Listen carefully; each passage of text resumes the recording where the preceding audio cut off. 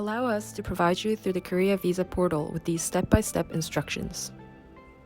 To begin, visit visa.go.kr and choose your preferred language. Tailor your selections according to your nationality.